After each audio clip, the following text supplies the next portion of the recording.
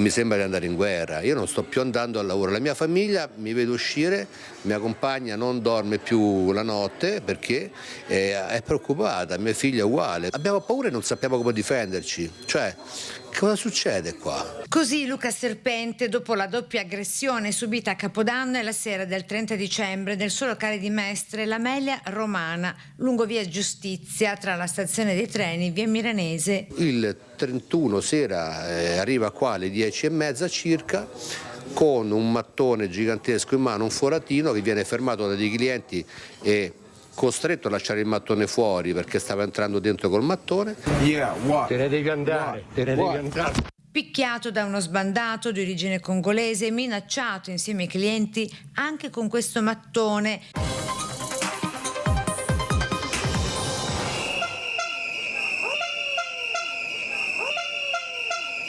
Siamo stati abbandonati a noi stessi, non ci hanno detto niente, abbiamo chiesto alla ditta un incontro, ma ad oggi non abbiamo ricevuto niente, non si è fatto vedere nessuno. E adesso quando finisce tutto, il 30 di aprile, cosa farai?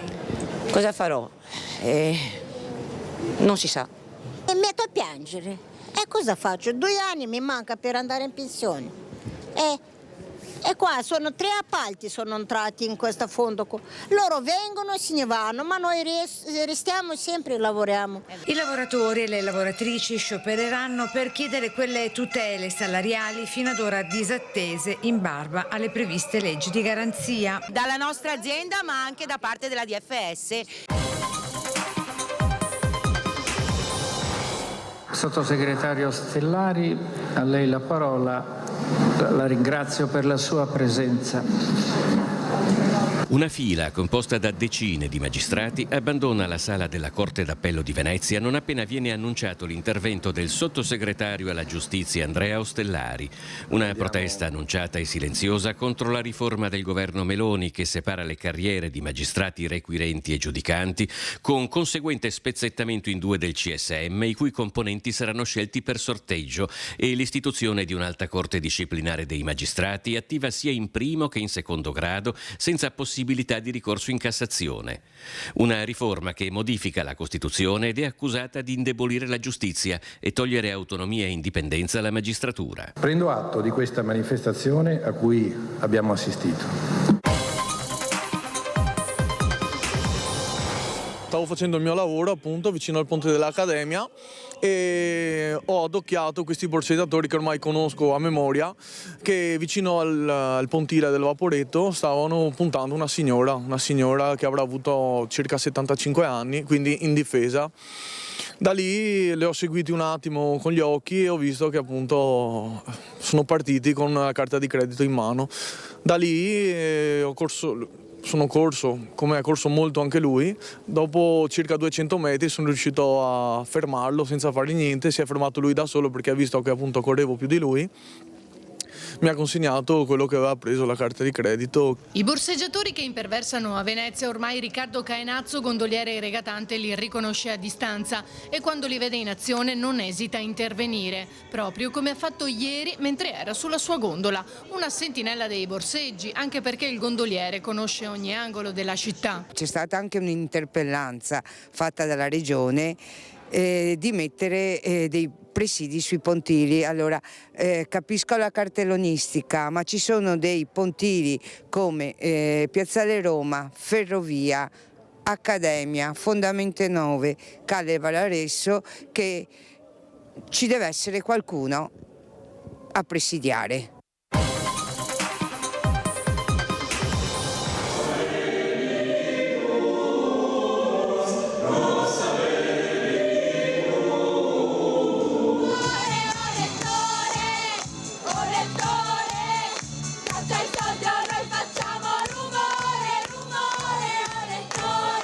Il contrasto è stridente anche dal punto di vista musicale. Dentro l'auditorium di Santa Margherita, intitolato al filosofo Emanuele Severino, si celebra l'apertura del 157° anno accademico dell'Università di Ca' Foscari. Fuori, assieme a studenti e studentesse, ricercatori, dottorandi e varie figure precarie, manifestano contro quello che viene definito il disagio e l'incertezza lavorativa in cui sta sprofondando il mondo universitario. La richiesta molto semplice che abbiamo fatto è quella di esercitare maggiore trasparenza e di capire esattamente quali tagli sono stati decisi per Ca' Foscari, secondo quali criteri. Quando nave Vespucci entra in un porto non entra solo una nave, entra proprio l'Italia e quindi fa vedere quali sono la nostra caratteristica, le nostre tradizioni marinare e soprattutto porta con lei tutte le eccellenze italiane. È arrivata ieri sera al tramonto quasi a voler evitare la folla, ma comunque al suo passaggio davanti a San Marco tutta Venezia si è fermata per godere la magia e l'incanto dell'arrivo della nave scuola della Marina Militare Italiana Amerigo Vespucci, il mitico veliero, tornato a casa dopo aver girato il mondo, e oggi l'abbraccio di tutti i veneziani in una mattinata intensa e carica di emozioni che vi abbiamo raccontato in diretta. Un'emozione fortissima, abbiamo provata ieri pomeriggio al tramonto, arrivare in una cornice meravigliosa come quella di Venezia, una città storica. Io credo che la qualità politica di questa manifestazione abbia evidenziato che in Veneto urge un progetto di lungo raggio. Quella che si è elevata anche da Venezia è la richiesta di un cambio di passo deciso e immediato alle politiche sanitarie di questa nazione e di questa regione.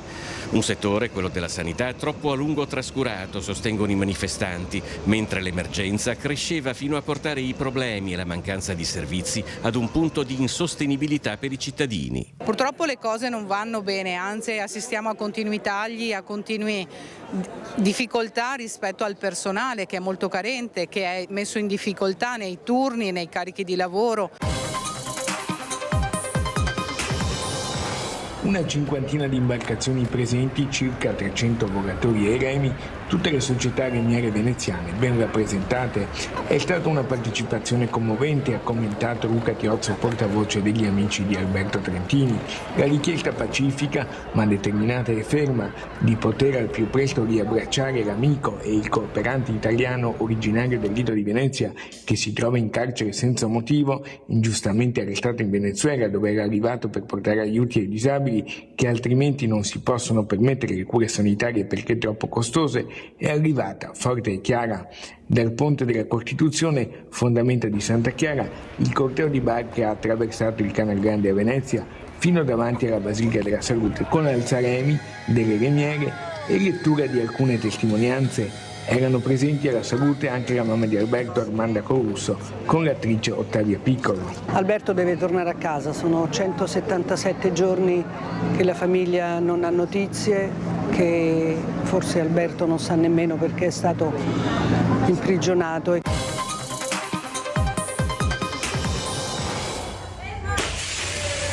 Due colpi con l'ancora e il vetro va in frantumi. Il video ha fatto il giro dei cellulari di tutta Venezia. Siamo alle fondamenta 9. La discussione tra il conduttore di un barchino e un mezzo di Alilaguna, iniziata dalle parti della Certosa, degenera fino a quell'atto conclusivo, sintetizzato giuridicamente come danneggiamento e interruzione di pubblico servizio, nella denuncia che i carabinieri del nucleo natanti del Comando Provinciale di Venezia hanno formalizzato al 29enne. La discussione sarebbe stata causata dal moto ondoso provocato dal mezzo Alilaguna e pare anche da una mancata precedenza. Il momento più caldo della 3 giorni di contestazioni al matrimonio faraonico di Jeff Bezos a Venezia sarà probabilmente, se il programma di festeggiamenti resta quello, il 28 giugno alla Misericordia. Stretto tra 3 rii non particolarmente larghi e giudicato il luogo logisticamente più efficace per una manifestazione di dissenso. A Rialto centinaia di persone hanno partecipato ad un'assemblea pubblica sul tema. Quello che vogliamo fare è effettivamente bloccare, impedire l'accesso a Bezos alla Chiesa della Misericordia, dove andrà l'ultimo giorno del suo matrimonio, perché non possiamo accettare che l'intera città venga completamente svenduta e privatizzata. Se con l'esposizione dello striscione dal campanile di San Giorgio, proprio di fronte a Piazza San Marco, il comitato No Space for Bezos ha centrato un atto mediatico in grado di fare il giro del mondo, ora lo scopo è comunicare i motivi di una protesta che non è contro uno dei tanti matrimoni che si celebrano a Venezia. È passato un giorno, ma San Donà di Piave è ancora sotto shock. 2 botti, quindi un'esplosione piuttosto forte, hanno squarciato il silenzio di domenica notte in via Ancillotto e le fiamme hanno avvolto il locale con distributori automatici di bevande, distruggendolo completamente. Sul fatto doloso, chi sta qui generalmente ha pochi dubbi. Si parla di filmati in cui si vedrebbe il passaggio di 1, forse 2 giovani, di bombe Molotov, di un raid velocissimo seguito da una fuga in moto. Erano le 4 di notte nel centro di San Donà di Piave, a 2 passi dal Duomo, a 4 dal municipio. Io ho chiuso 4:10 questo negozio. Sì. Dopo sono andato a casa, qua vicino a mia casa, e dopo 10 minuti ho sentito qua fuori un po' rumore, così qualcuno. E dopo io ho visto sui balconi che è acceso fuoco, è vicino anche al mio negozio. Il rivenditore di kebab non ha subito danni ed oggi è aperto accanto al disastro avvenuto domenica notte. L'area rimane transennata, sottoposta a sequestro penale. Una voce io ho sentito forte, poi io esco fuori e ho visto tutta gente sotto gli alberi. Poi ho visto tanto male gente, 6-7 donne, anche 3-4 bambini. Era qualche donna molto male. Parte della grande mole del vecchio leccio crollato tra Piazzale Roma e Rio Novo, travolgendo una quindicina di persone, ha colpito anche questo chiosco. Precipitandosi subito fuori, il gestore è stato tra coloro che hanno cercato di portare i primi soccorsi ai feriti. Tanti sangue, qualcosa, io ho iniziato acqua, salviette, gente ha aiutato, che ho visto, dopo è arrivato la polizia, l'ambulanza dopo. Però una cosa era, io ho mai visto in mia vita. Non solo una doppia rissa di particolare brutalità tra Piazza Miramare e Via del Mare, ma anche l'esplosione di 3 colpi con una pistola scacciacani. Una notte di violenza che per Caorle rappresenta un piccolo shock che stride profondamente con lo scenario pacifico che si respira in una località balneare frequentata per la maggior parte da famiglie. L'arrivo dei carabinieri ha portato all'identificazione di oltre una decina di persone coinvolte nella maxi rissa, che segue di pochissimo tempo un altro episodio di violenza in Viale Santa Margherita, ripreso in un video diventato in poco tempo virale.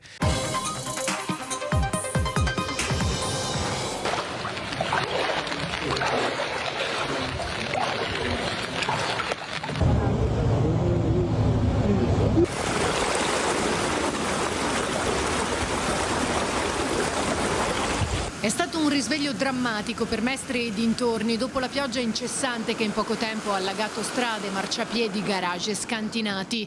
Bissuola, Carpenedo, Zellarino, Marghera, Corso del Popolo completamente allagato. Anche in via Bosso, a Mestre, l'acqua ha invaso le zone più basse. Per fortuna siamo riusciti a tirar fuori le macchine, le moto, tutte le cose veramente importanti, perché l'acqua continuava a salire. Siamo usciti, quando sono uscito per portare fuori la moto, ho visto che il piazzale del parcheggio proprio vicino a casa mia era strapieno d'acqua, sopra i marciapiedi, e nella discesa per scendere ai nostri garage scendeva una cascata, sembrava una cascata d'acqua e continuava a premere, spingeva nei nostri garage. E caccia l'aggressore che col volto travisato da un casco la scorsa notte verso le 23 a Sottomarina con una violenza inaudita ha sferrato almeno 12 fendenti al volto, al collo e al capo ad una turista tedesca di 30 anni di origine polacca che era a spasso col suo cagnolino lungo viale Vittor Pisani all'angolo con via Vespucci. A salvare la donna un primo testimone chiave, questo cittadino marocchino che nel vederla in pericolo di vita le è corso incontro insieme alla cugina, mettendo in fuga l'aggressore. Vado lui e visto lui vado un coltello. Hai visto l'aggressore col coltello? Quanto grande era questo coltello? Non sono così. Sei sicuro? Hai visto io, non è io, hai visto il coltello.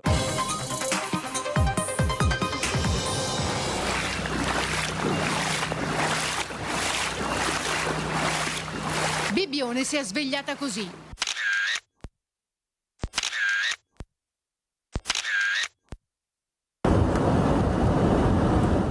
«245 mm di pioggia che si è abbattuta sulla località dalle 2 alle 7. Strade scantinati, garage, negozi allagati». 60 centimetri d'acqua, abbiamo raggiunto il livello, come si vede dai muri, che sono anche scoppiati, e poi abbiamo chiamato d'urgenza i vigili del fuoco che sono intervenuti nell'immediato e hanno attivato le pompe loro sommerse, anche se noi abbiamo 3 pompe sommerse giorno e notte in funzione e 2 in aggiunta di proprietà. Quindi 5 pompe sommerse più quelle dei vigili del fuoco sono riusciti ad abbassare il livello dell'acqua, però i danni sono ingenti. Protezione civile, vigili del fuoco, polizia locale al lavoro per ore tra Viale delle Costellazioni, Corso Europa, via Orsa Maggiore e le laterali. A distanza di ore la situazione qui in una laterale di Piazzale Zenit è ancora così. Più si va avanti, come potete vedere, più si alza il livello dell'acqua.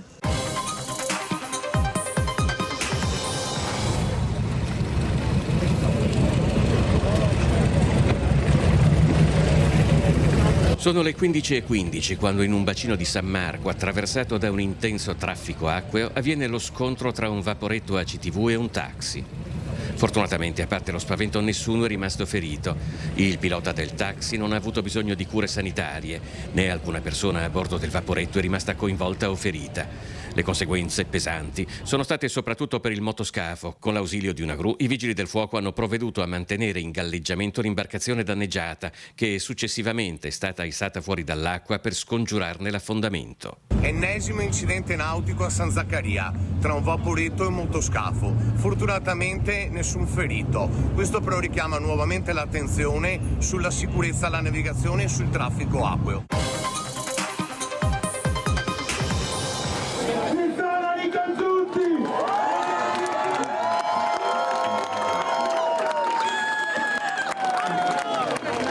Oltre 25.000 persone hanno bloccato il Ponte della Libertà a sostegno del popolo palestinese.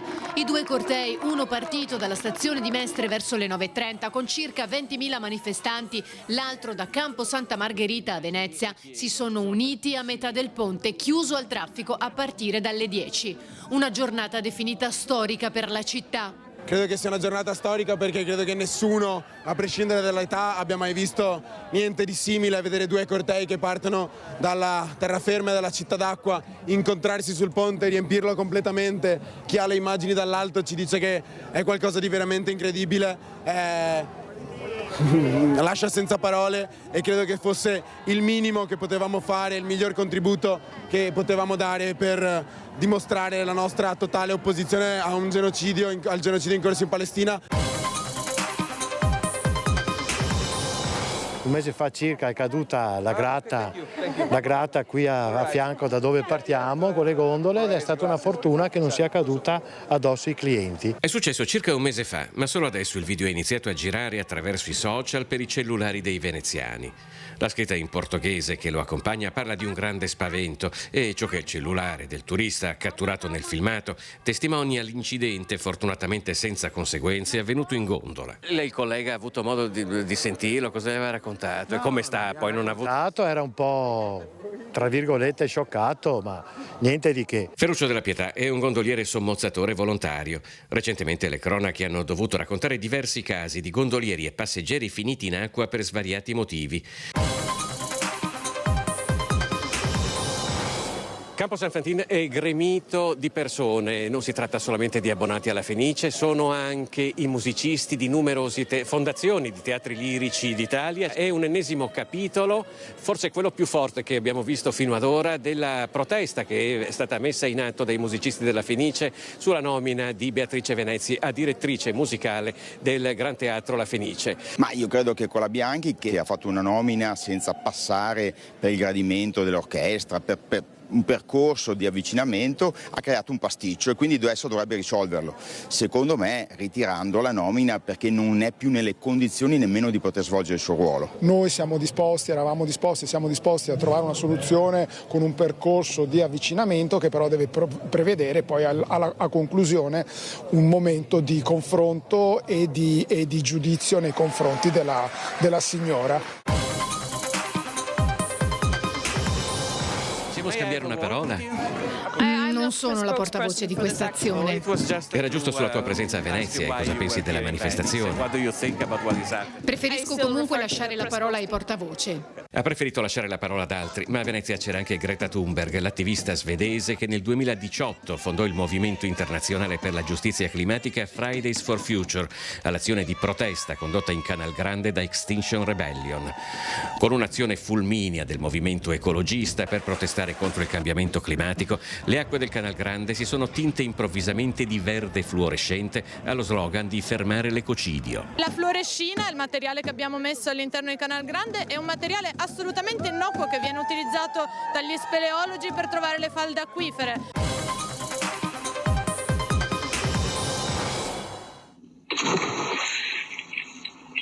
Aiuto!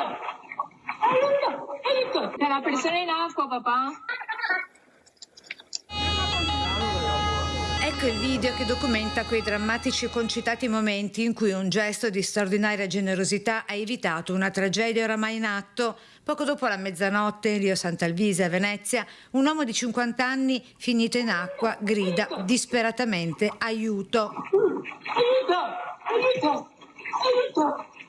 Le sue urla richiamano immediatamente Stefano e Sara Bonassi, padre e figlia. Abitano proprio di fronte a quell'uomo che sta annegando davanti ai loro occhi. Noi siamo usciti e tempestivamente ci siamo messi pronti a montare sopra l'imbarcazione e quindi abbiamo cercato di soccorrere l'uomo tirandolo su con l'aiuto anche di una terza persona.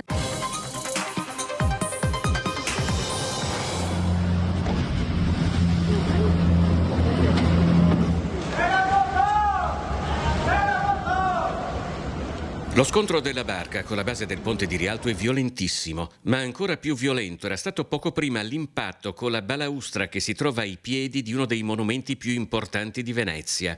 Una balaustra in marmo accanto al fondaco dei tedeschi, di cui ora restano soltanto le macerie. Sono passate da poco le 11 quando una giovane, si saprà poi una ventenne che vive di espedienti nell'entroterra veneziano, si mette alla guida di un mototopo, l'equivalente a Venezia del furgone da trasporto in terraferma. Come e dove volesse andare rubando la barca non si sa. I danni che ha provocato la sua imperizia al timone sono invece enormi. Per Giovanni Giusto, consigliere comunale ed esperto di Venezia, ma anche marmista restauratore, una ferita all'anima della città. Il dispiacere è enorme, ma almeno le parti in cui ero intervenuto 8 anni fa, perché l'ho restaurata, nel 2008 l'ho restaurata, se non sbaglio, va bene, hanno tenuto. In base all'accordo con i pubblici ministeri abbiamo patteggiato in continuazione e quindi la pena finale è di 4 anni e mesi e 8. Con il patteggiamento l'ex assessore del comune di Venezia Renato Boraso esce dal processo palude. In una prima fase aveva già patteggiato in via definitiva una pena a 3 anni e 10 mesi di reclusione, oltre 400.000 euro di multa per 12 episodi di corruzione, per i quali nel luglio 2024 era stata disposta un'ordinanza di custodia cautelare in carcere, poi tramutata negli arresti domiciliari. Un accordo del pubblico ministero è stata una decisione che il mio assistito ha ritenuto di prendere, quella di chiudere questa vicenda, quindi abbiamo preso